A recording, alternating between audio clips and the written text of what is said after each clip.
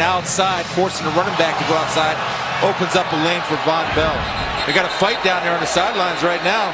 Oh my goodness, that's Lattimore down there, and of course looks like Mike Evans. Now we've seen Evans already this year in games where he's not involved, and we're not saying that he's to blame for this, but we saw his tirade in Minnesota when he wasn't getting the football and wasn't playing well, and not quite sure what happened here, but it looked like Evans was right in the middle of it again, although Winston, oh, that's not good. So that's some composure. Then Evans comes over out of nowhere and just slams Lattimore to the deck. Evans should be thrown out of the game. Wow. That's why you have replay. And this whole team has lost its composure. I mean, I don't know what in the world Winston is doing out there. And then he makes contact. Mess. Yeah, anytime you have a player coming off the bench to get involved in an altercation, and then what Evans did was completely uncalled for. I certainly would support an ejection for Evans for that contact there, coming from behind, knocking that player over, and really escalated the whole situation. Can they go to replay to eject him, Dean? Lattimore is traveling with him, and a lot of conversation between those two over the years. Pushing the back, and then that's the guy they usually get, is the one who retaliates. We'll see how they sort this out.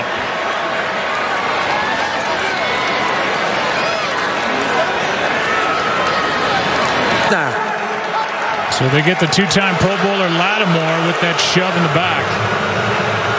To the boundary. Now we got a fight on the field. Whoa. Mike Evans just punched a guy, and now the benches have cleared. Trying to hold guys back off the sideline. Wow. Well, we told you these teams have been super chatty in their matchups the last couple of years.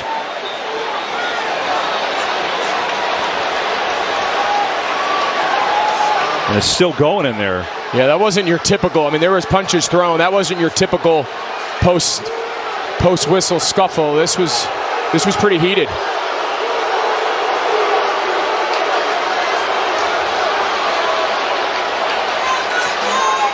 Let's see how this started.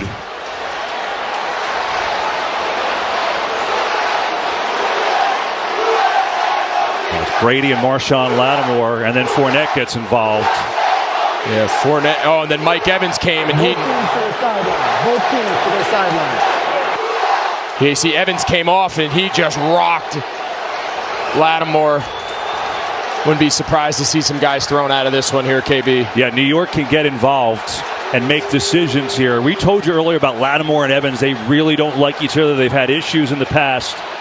And that is really what got this going. And then Evans came on to heat it up. Flags everywhere. Boy, oh boy, what a mess. Wow.